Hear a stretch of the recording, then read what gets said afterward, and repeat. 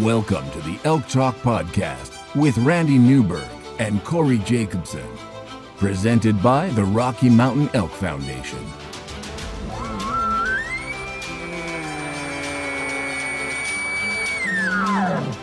The goal is, what little you and I know about elk hunting, we share with people. I've got an elk building. It's like 120 yards away. What do I do?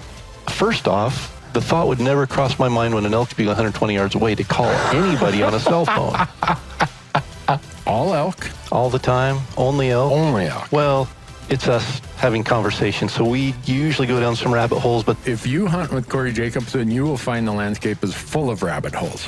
We're just going to make this up as we go. and you look at it like, oh, that's a target-rich environment. But if you're trying to single one out, a solo target there is much easier to go into than a big group. We record everything, so there's no BS and no lying, no faking it with us. Did we hit the record I thought button? I forgot to hit the record button. If you want to know something about elk hunting, this probably isn't the podcast to listen to. Could we give them a list of all the other podcasts where they might learn something?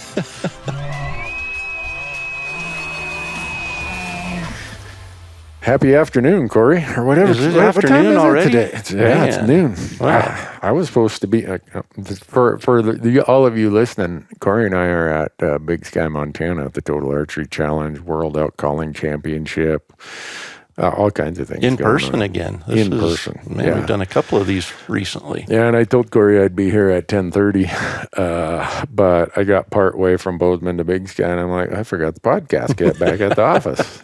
Whoops. No, So, sorry. I know you remembered the dilly bars the first time. I did. So Yeah, I see where the priority is. Yeah, Kim and I were out fishing up by Fort Peck for the last 5 days, and we got in late yesterday, and I just dropped everything because I told the lady I'd pick up the dilly bars Thursday before they closed. Well, I'm not sure if everybody in Bozeman eats at Dairy Queen or it was just a fluke that day, yesterday. But there was no place to park. Wow. And I'm trying to back up a truck with the freezer to fill full of dilly bars. And people are honking at me, flipping me off. Like, what are you doing parked there? It's like, look, I just bought, 300 dilly bars here or whatever I bought. I can't even remember now.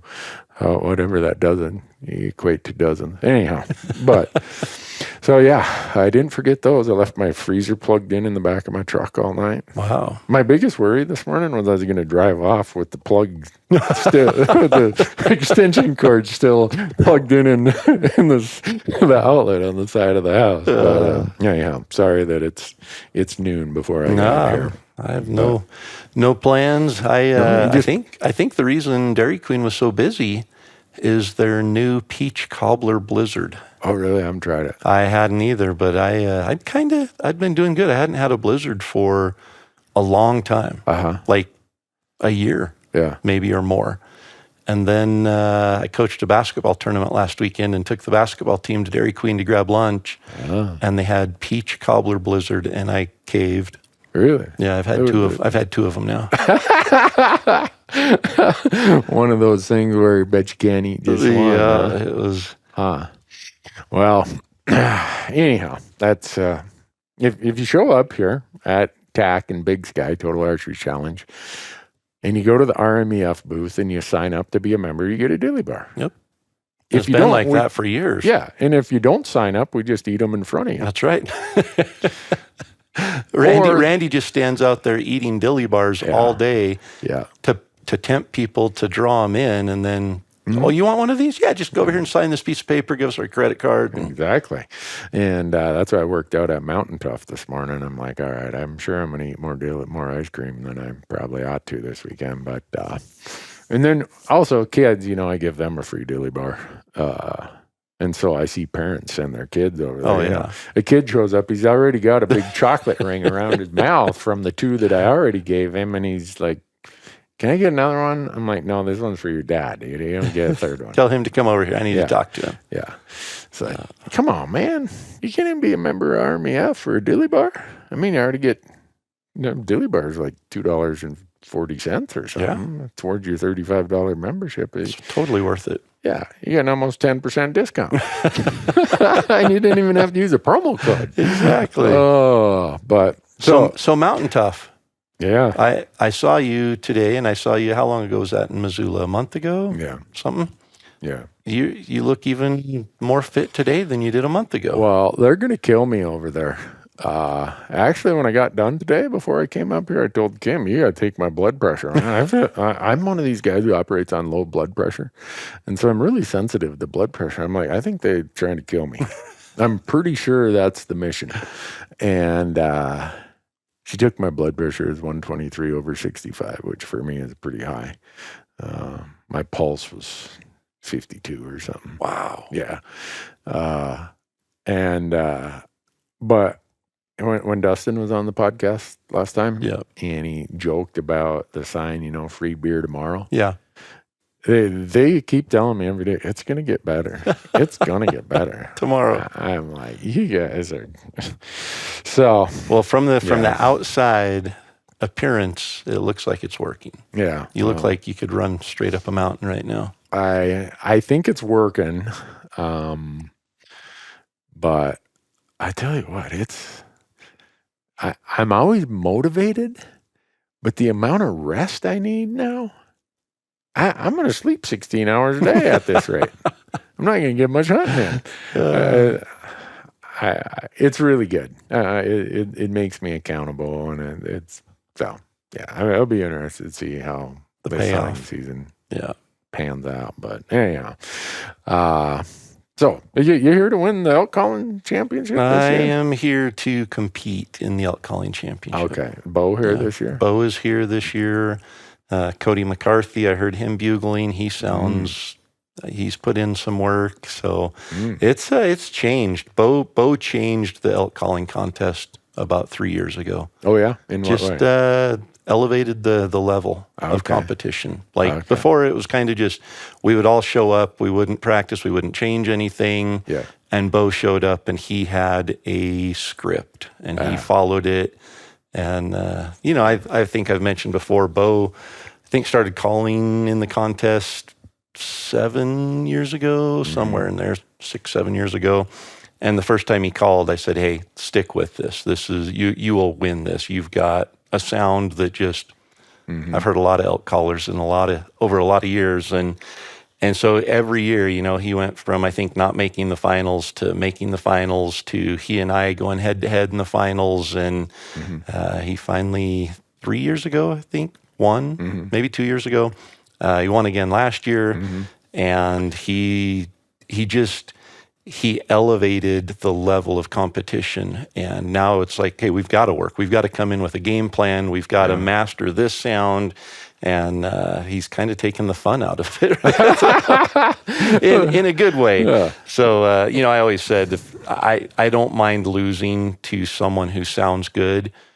And when he's a nice guy, it makes it even better to lose to. But with that being said, I'm still competitive. Hold on, Corey. Any of you who ever get to know Corey Jacobson, there's like the bell curve of competitive spirit. Corey is so far out on the right, they don't even use him for part of the standard deviation. Yeah, you're competitive. I'm competitive, and we'll have to talk about. We've got a new video series coming out on Elk 101 this summer. Speaking of competition, but back to the elk calling contest. Cody McCarthy won it, I think, 3 years ago, and then Bo's won it the last 2 years.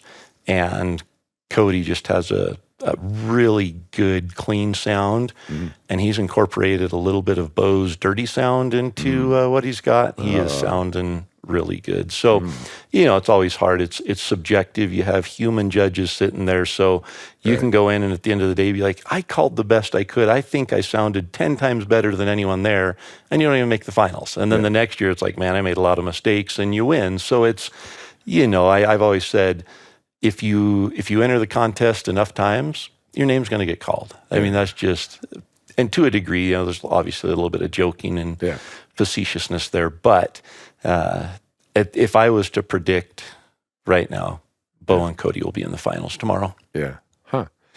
Well, watching Bo do it, he gets all curled up and dancing on one foot, dancing on the other foot. He looks like he's doing that gritty dance or whatever it is when he's up there. Choreographed for sure. I mean, and it's so we go head to head, and then if you win, you advance and you keep going. So it's not unfathomable to call 5-6 times getting into the finals in a day, and Bo does the exact same routine every time. It's the exact same sounds. I mean, the exact same hand movements. He's got it. It's a choreographed performance. I mean, it really is. Huh.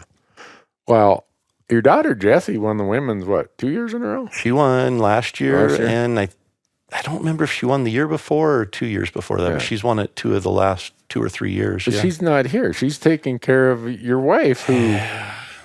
Yeah, Jennifer broke her ankle. Yeah. Which... I've never broken ankle, and I've never been around anybody that broke an ankle, and I just thought, it's another broken bone. It's not just another broken bone. She is laid up, and for her, she's more active than I am and does not like to sit. Yeah. And it's been hard for her. But she's Jessie stayed home to help take care of Jennifer, and we got good news at the ortho appointment earlier in the week that she doesn't have to have surgery as long as she completely stays off of it for 4 weeks. So no weight bearing.